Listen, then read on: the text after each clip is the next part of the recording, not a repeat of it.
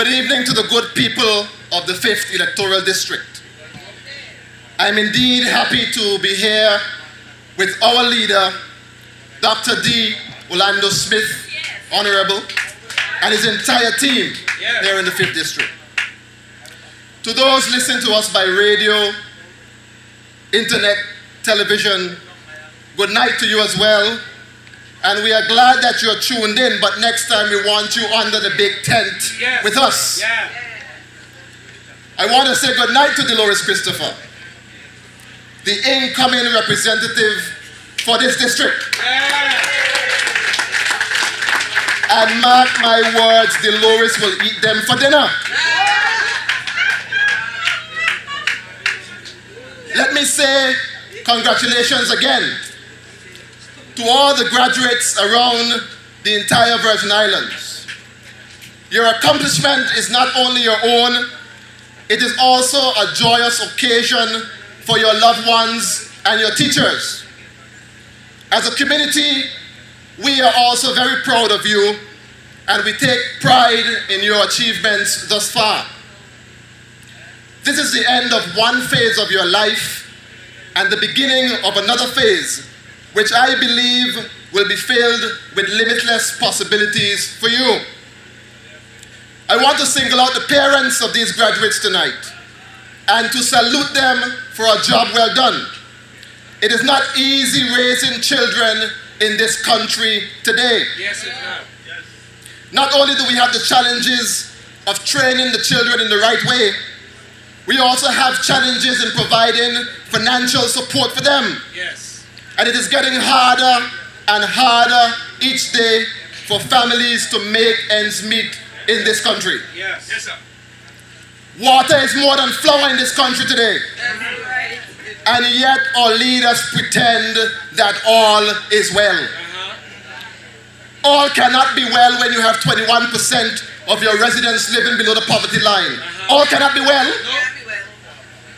Our present government seems to be turning a blind eye to the challenge of people in this community, or the challenges that they face, as the cost of living keep going up, and the wages cannot keep pace with the increase. Today, some of our people are working less and less hours because the employers cannot afford to keep them on the job for a full day. Yes. Things are hard in this country. Yes, sir, yeah. Whenever you drive past the ferry terminal in Road Town, on the 15th and the 30th in particular, you see cars lined up at the terminal at every opportunity. I see money leaving this country and benefiting St. Thomas because our government cannot get a handle on price control in this country.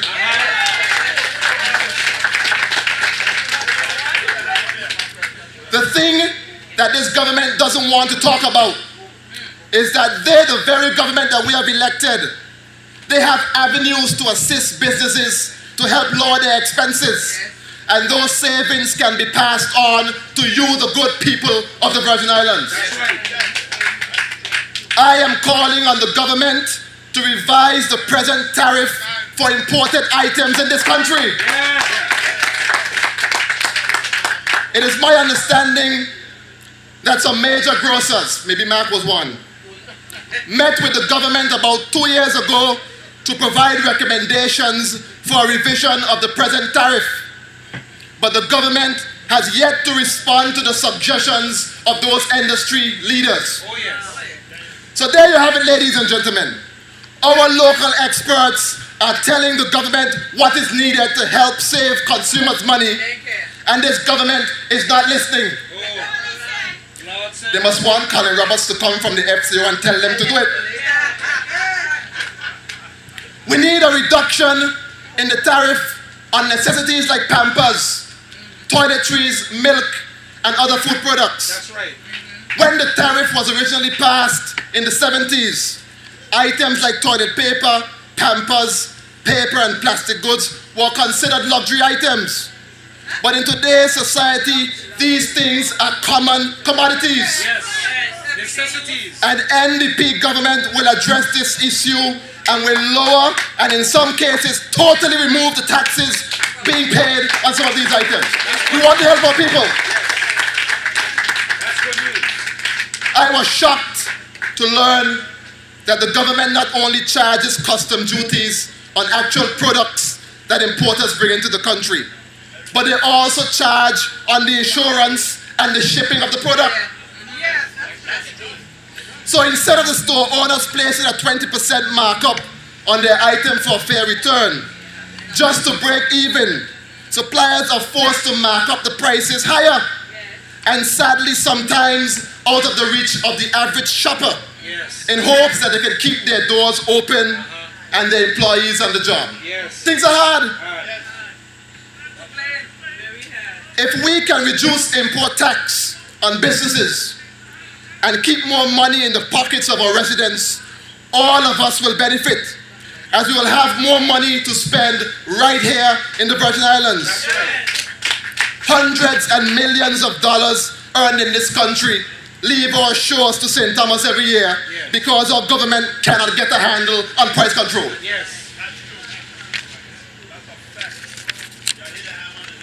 Consumer confidence is what drives any economy. And if our consumers do not have confidence that they're getting a better deal or good deal in this country, they'll go elsewhere. The money leaving our shores to St. Thomas makes them richer and makes us poorer. I have nothing against St. Thomas, nothing at all. They are our family members, our friends and our neighbors. But we have to look at our own home first, especially in times like these. If that money can stay here in this country, imagine what it can do for our local economy. We have unemployment on the rise and students leaving high school that will be looking for work. But we still have millions of dollars leaving our shores and we are doing nothing about it. We recently learned that we are broke. $27 million owed to creditors, but only 25 million in the bank book. And this government has not seen it fit to try to deal with the problem of money leaving this country. By this government lessmason. People are hurting. People cannot buy food and they can't get it fixed. We need consumer protection in this country. And we need a functional Department of Consumer Affairs in this country. We need someone to look out for the people of this country. I didn't say much about the food suppliers in supermarkets because I was leaving them for last. You have to look at your prices as well. A proper functioning Department of Consumer Affairs will ensure that the supermarkets are not jacking up their prices so that they can make a bigger profit on the backs of the good people of this country. How do you know that when you pull up to the gas station to buy $20 worth of gas, that you're actually getting $20 worth of gas? These simple things can have a major effect on your economy, and we must address them. I don't know why this government is afraid of passing consumer protection legislation in this country. I don't know if maybe some of them have shares in some of these same businesses, so they're more concerned about their pockets than the pockets of the people. I don't know. But I will tell you that under Dr. Smith and the NDP, we will ensure that this is in place as soon as we take office.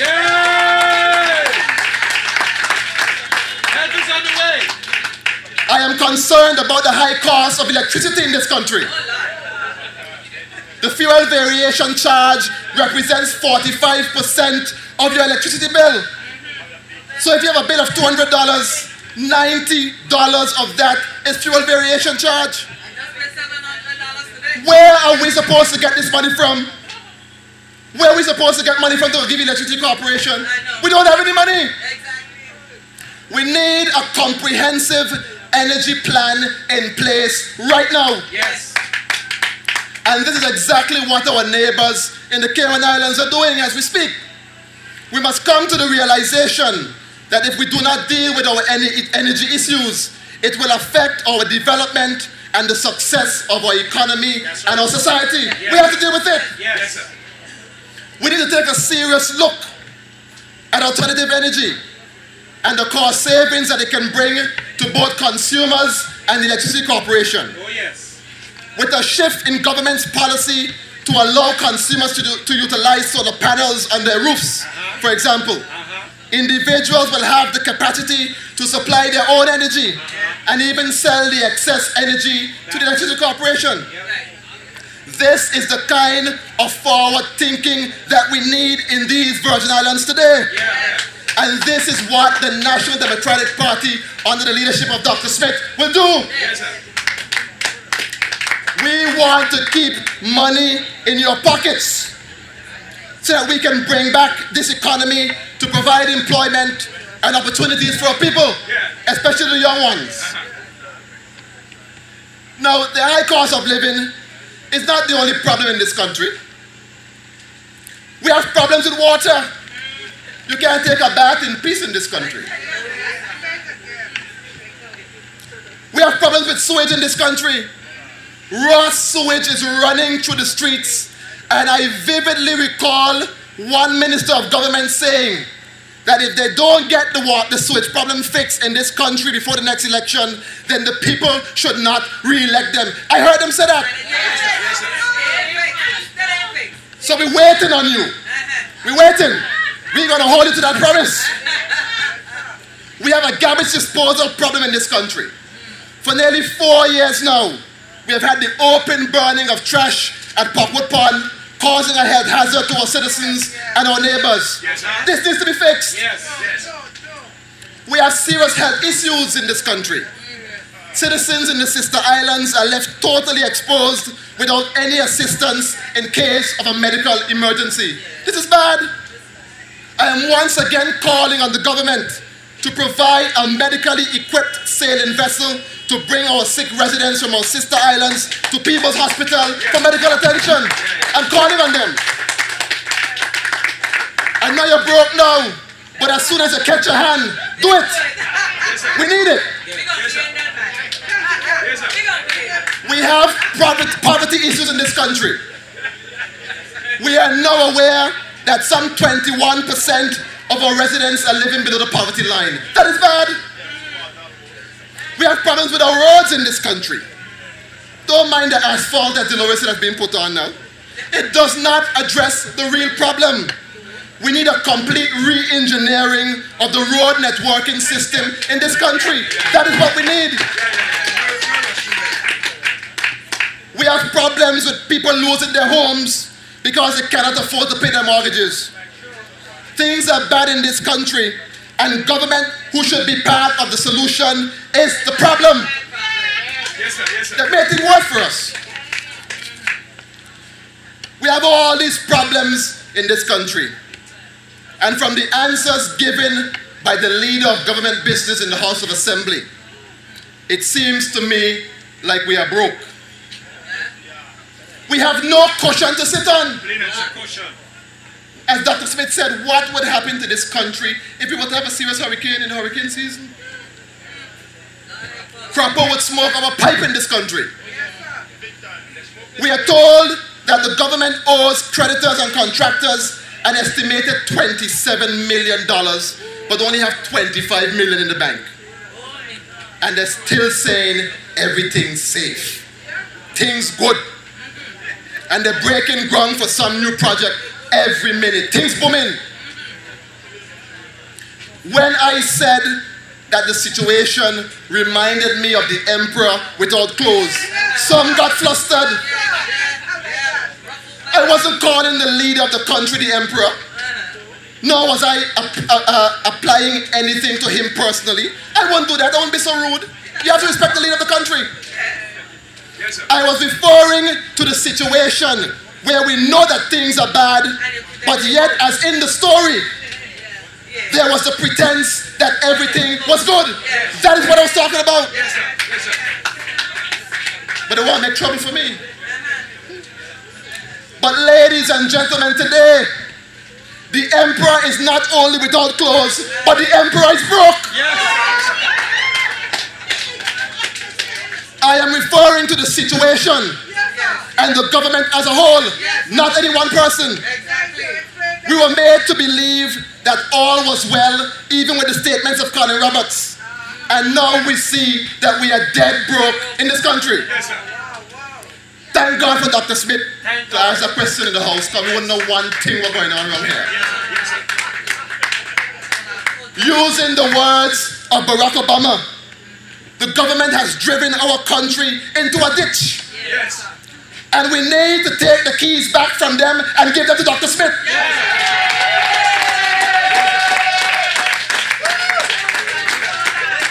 They can't drive. And from how things look to me, I have to ask them to show me their driver's license. They can't drive. They say they drive. They can't drive, and in a few short months, they'll be coming back to you to ask you to hand the keys over to them again. But if I know what's good for you, you will keep your keys from that bunch. We need strong, competent, and decisive leadership. We need leaders who provide solutions and answers, not those who are making excuses. Blaming Tom, Dick, and Harry for everything. Stand up like a man. Take your blows like a man. You are in charge. You have to answer to us. Or hand the thing over to Dr. Smith if you can't handle it. Give it to Doc. Right there waiting. We need a competent team. We need Dolores Christopher with us in the House of Assembly. Don't mind Dolores sitting on there quiet like she can't mash ants. Dolores Christopher is a force to be reckoned with in this country. And we are asking you to give her your support. Her record speaks for her clearly. She has worked for the people. And she wants a second chance. And we are asking you to give her that chance because she'll make you proud here in the 5th District. We want to vote for Dr. Smith, our leader. That's the man at the helm, and we're not going anywhere without him. We want to vote for Archie Christian. Archie hot like fire these days. And we want Archie in the House of Assembly with that kind of passion to work for you, the people. We wrote Ronnie W. Skelton, don't mind me here. Somewhere in the bush there. We want Ronnie with us. Ronnie has to be with us. He's part of the team. And as I said to you, that things are so bad in this country that we have to fix it from the bottom up. And I am Myron Walwyn, and my name will be at the bottom of the ballot. So you start there first, W, and you work your way up. Good. Thank you for listening to me. Mark, come and do your figures and your maths. I hope your maths correct. Thank you very much.